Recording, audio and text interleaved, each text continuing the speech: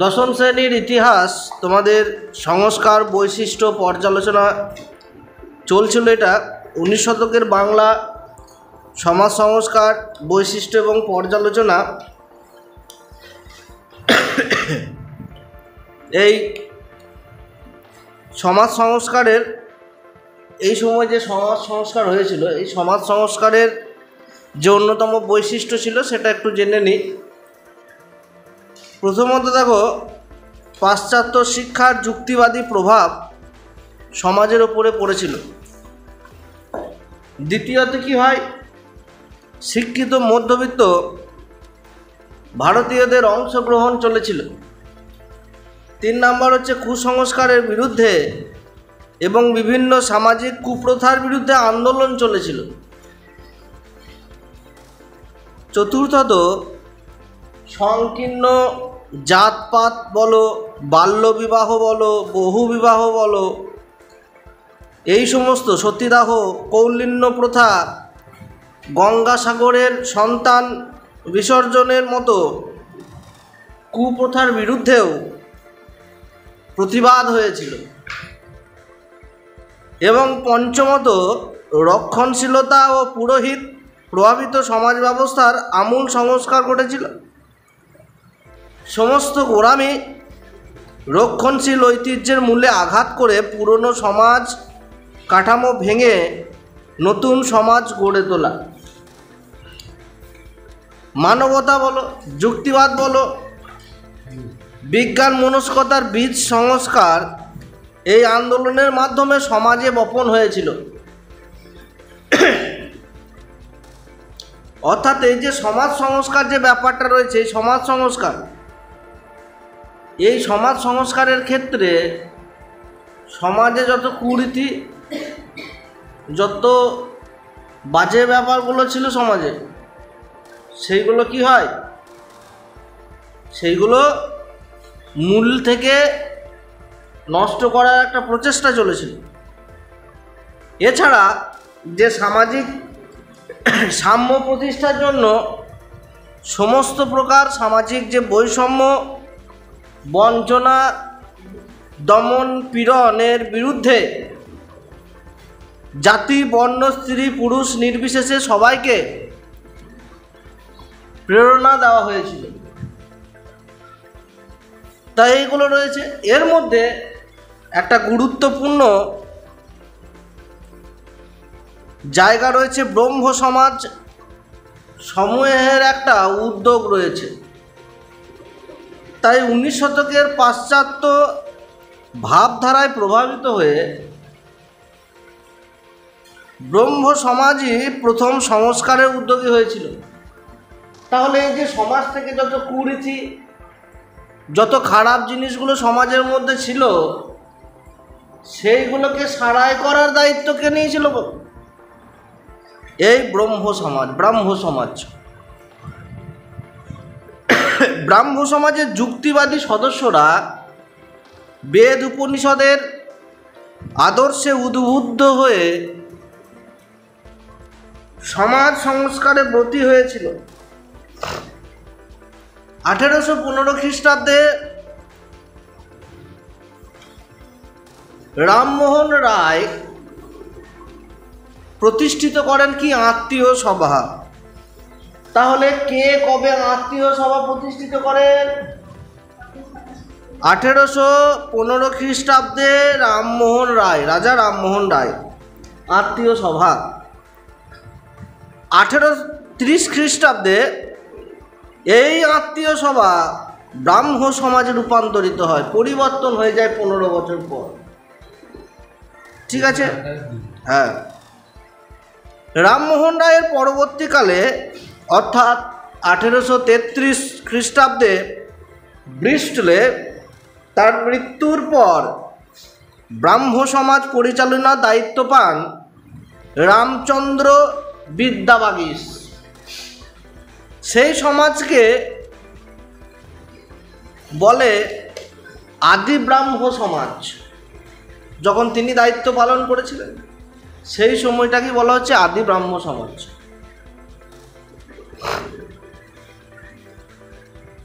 1866 খ্রিস্টাব্দ পর্যন্ত এই সমাজ টিকে ছিল। তাহলে 1815 থেকে 1866 তোমরা একটু ক্যালকুলেশন করে বার করে নিতে পারবে কত বছর ব্রাহ্ম সমাজ এর কার্যকারিতা বজায় ছিল। তখন বাল্যবিবাহ, বহুবিবাহ, জাতপাত, সতীদাহ প্রথার বিরুদ্ধে সংস্কার আন্দোলন রামমোহন স্বয়ং গড়ে তুলেছিলেন। তাহলে যে সতী প্রথা, বহুবিবাহ, জাতপাত, এই যে মানে বাটোয়ারা নীতি, হ্যাঁ, তা এর বিরুদ্ধে স্বয়ং রাজা রামমোহন রায় একটা আন্দোলন তৈরি করেছিলেন। কিন্তু প্রাচীনপন্থী রাধাকান্ত দেব সতীদাহের অবসানে আপত্তি তোলেন। না, সতীকে দাহ করা হোক।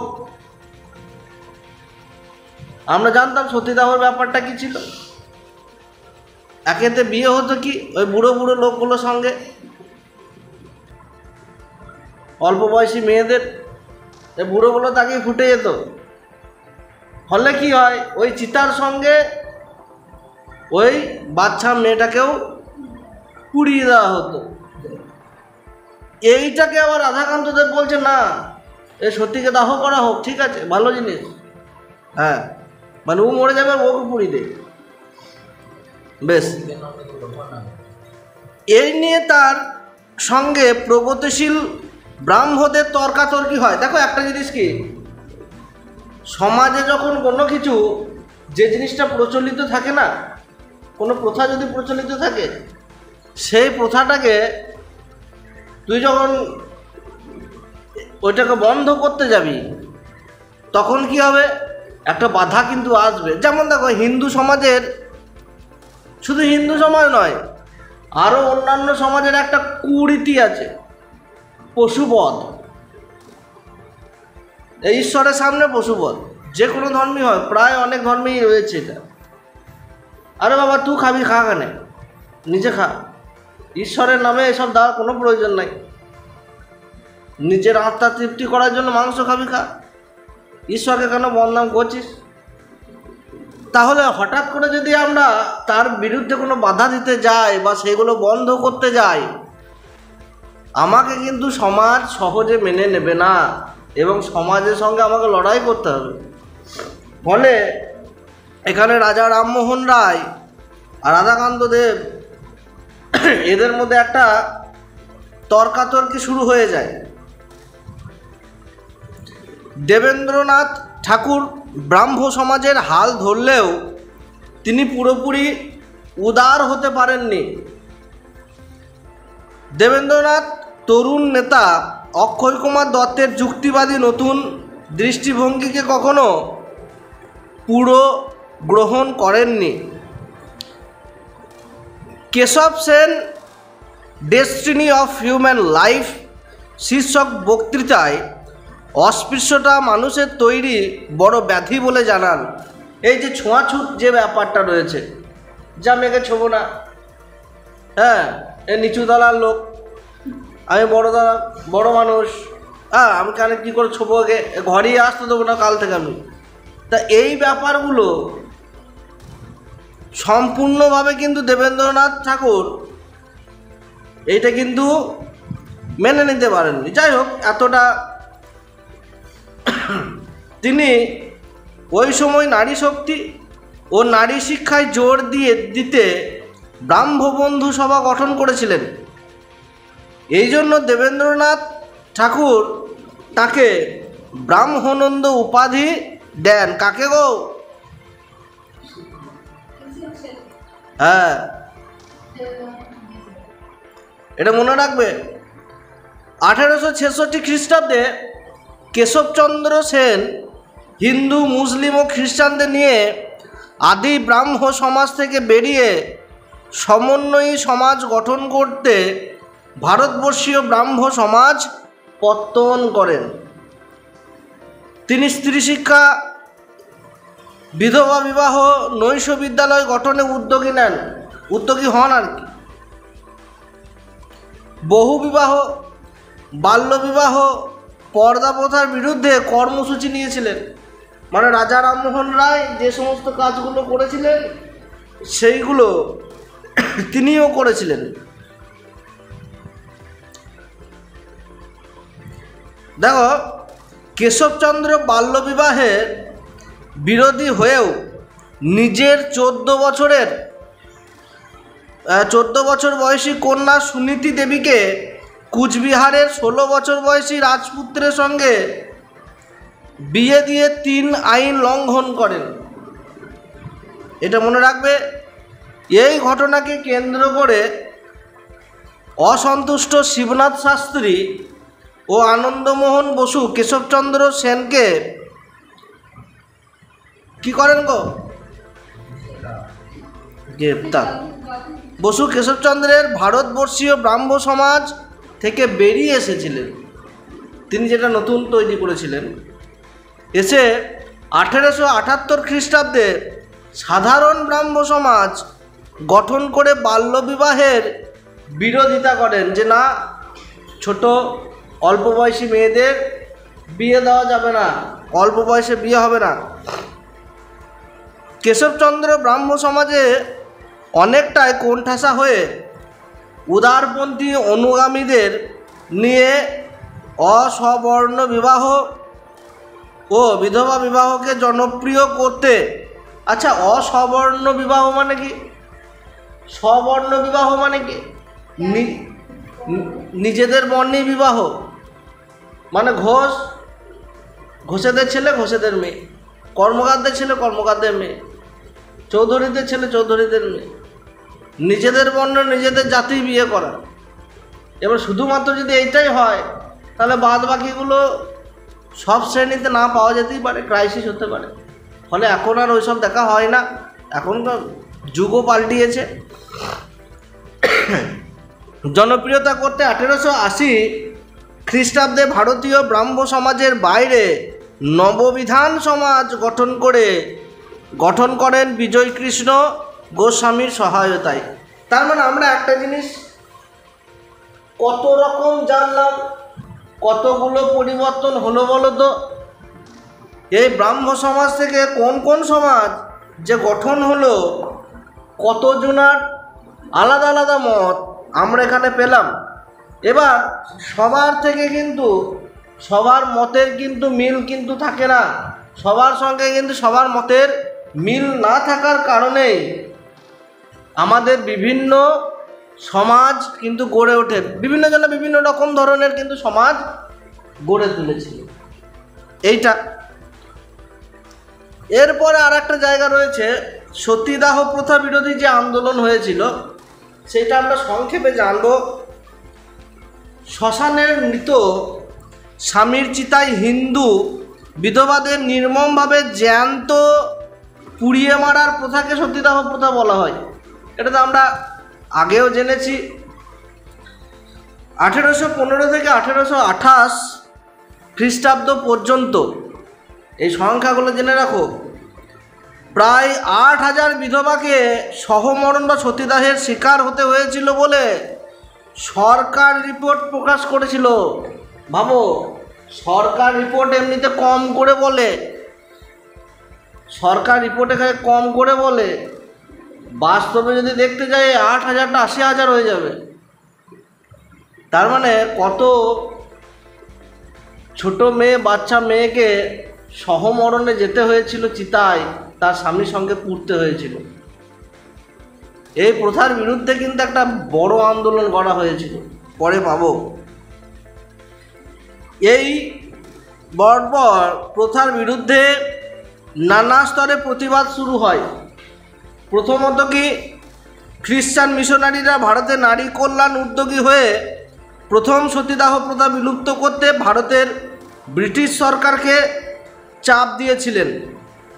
1799 খ্রিস্টাব্দে শ্রীরামপুরে ব্যাপটিস্ট মিশনারি উইলিয়াম কেরি সতীদাহের বিরুদ্ধে আন্দোলন শুরু করেন। উইলিয়াম কেরি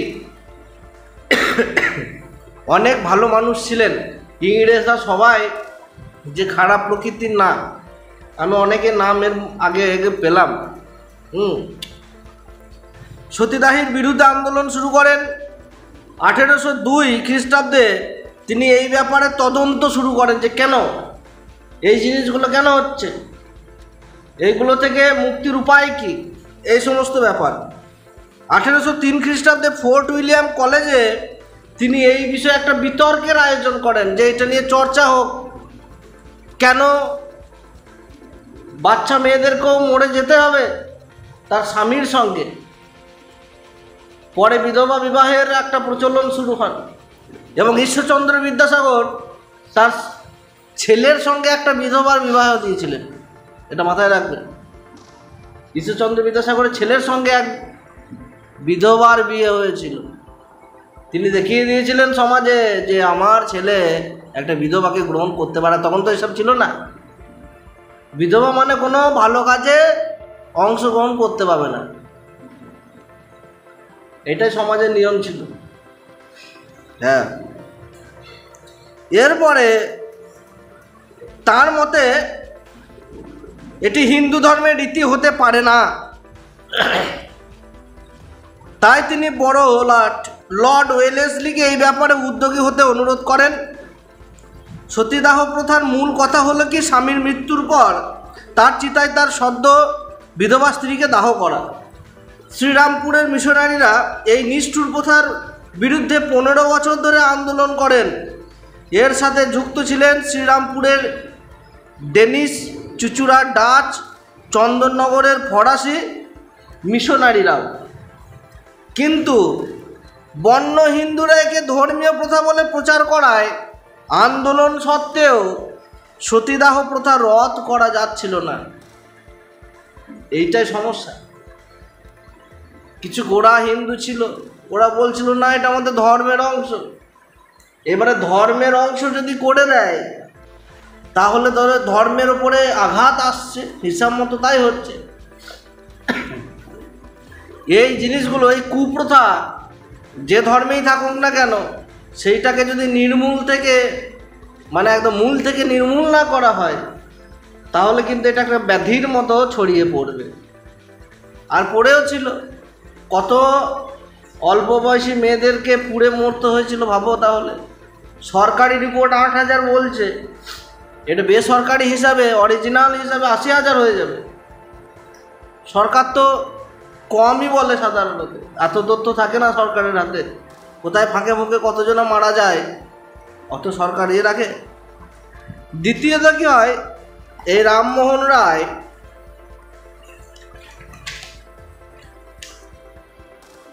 (1814 খ্রিস্টাব্দে হুগলি থেকে কলকাতায় স্থায়ীভাবে চলে আসার পর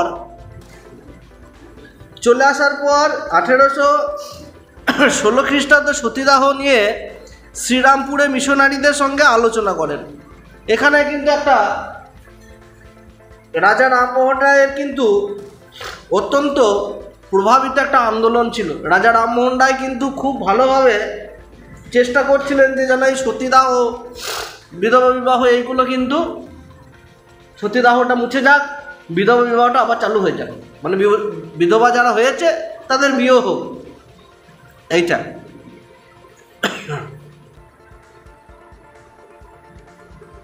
এবারে মিশনারিদের সঙ্গে আলোচনা করেন।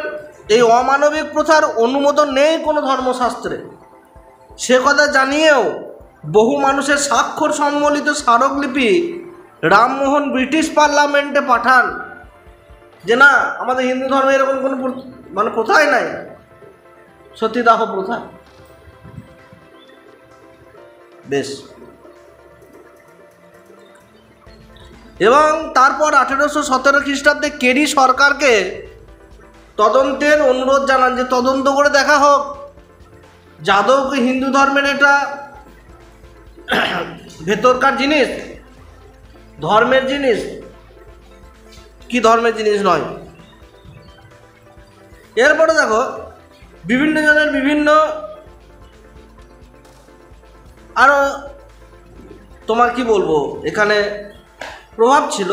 যেমন দেখো তৎকালীন নানা পত্র পত্রিকা, যেমন ফ্রেন্ড অফ ইন্ডিয়া, বর্তমানে দ্য স্টেটমেন্ট, আমরা যে এখন পত্রিকাটা পড়ি নিউজ পেপারটা দ্য স্টেটমেন্ট, এটা আগে নাম ছিল ফ্রেন্ড অফ ইন্ডিয়া, ও সমাচার দর্পণ, সমাচার কৌমুদি, এই পত্রিকাতেও সতীদাহ প্রথার বিরোধিতা করা হয়, না সতীদাহ হওয়া উচিত নয়।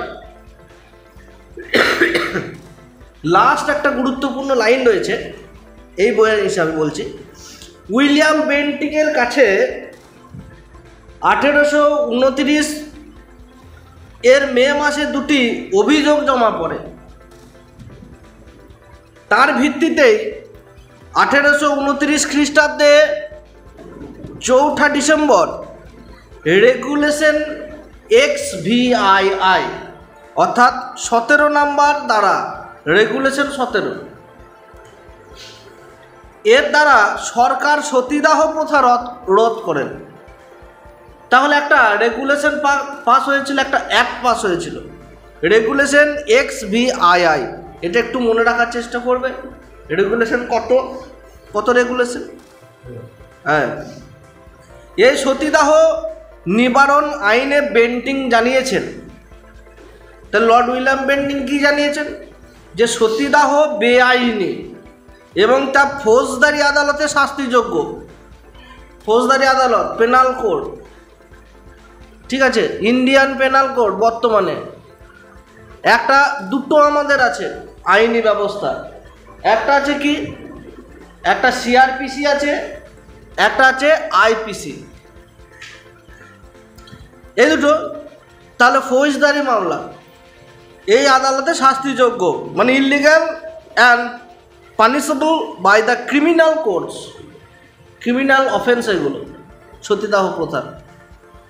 কিন্তু বেন্টিংয়ের আগে ভারতের বড়লাট লর্ড আর্মহার্স্টকে 1823 খ্রিস্টাব্দে লন্ডন কোর্ট অফ ডাইরেক্টর সতীদাহের বিরুদ্ধে ব্যবস্থা নেওয়ার নির্দেশ দিলেও ভারতীয়দের তরফ থেকে প্রতিক্রিয়া আসতে পারে ভেবে কোনো পদক্ষেপ কিন্তু করেননি কে?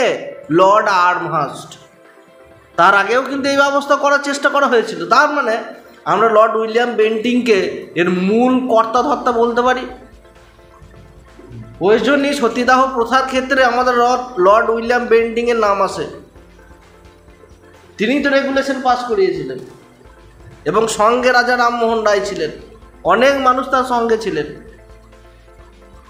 এবার কিছু মানুষ যারা ছিলেন স্বার্থলোভী, যারা বারণ করছিলেন বারবার, না এই সতীদাহ প্রথা চলুক, বিধবাদের বিবাহ না হোক, অপয়া কুপয়া সমাজে থেকে বার করে দেওয়া হোক, বিধবাদের কোনো স্থান নাই সমাজে, এইসব চলতো। তাদের বিরুদ্ধে লড়েছিলেন ঈশ্বরচন্দ্র বিদ্যাসাগর মহাশয়, লর্ড উইলিয়াম বেন্টিং, রাজা রামমোহন রায়, এমন প্রমুখ মানুষ ছিলেন। বুঝতে পারলে? অর্থাৎ কোনো যখন কুপ্রথার অবসান করতে যাবে তখন অনেক বাধার সম্মুখীন হতে হবে। কেন? ওইগুলো কতজনা বাজে ওই জায়গাটা ধরে রেখেছে বলে তো, ওই জন্যই ব্যবসা চলছে অনেকে। তা সে তাদের রুজি রোজগারের ক্ষতি করে তুমি একটা সমাজের উপকার করবে, তাতে বাধা পাবে না? অবশ্যই পাবে। সবাই মেনে নেবে? মানবে না। বেশ, এই অবধি ছিল। এরপরে আমরা পরের দিন ক্লাসে নব্যবঙ্গ গোষ্ঠী সম্পর্কে, ডিরোজিও সম্পর্কে পুরো তথ্য জানব। এরপরে বিধবা বিবাহ একটা আন্দোলন হয়েছিল। আমরা তো এতক্ষণ জানলাম কি সতীদাহ প্রথা, এরপরে বিধবাদের আন্দোলন একটা ব্যাপার ছিল, আর নব্যবঙ্গ গোষ্ঠী পরের দিন ক্লাসে আমরা জানবো। এই অবধি ছিল। এই অবধি ক্লাসে যদি বুঝতে কোনো অসুবিধা হয় অবশ্যই আমাদের কমেন্ট বক্সে, যারা অনলাইনে দেখছো তারা কমেন্ট করে জানিয়ে, অফলাইনে যারা রয়েছো তারা অবশ্যই জিজ্ঞেস করবে। আর চ্যানেলে নতুন হলে চ্যানেলটিকে সাবস্ক্রাইব করতে ভুলবে না। চলো ভিডিওটা শেষ করছি। জয় হিন্দ, বন্দে মাতরম।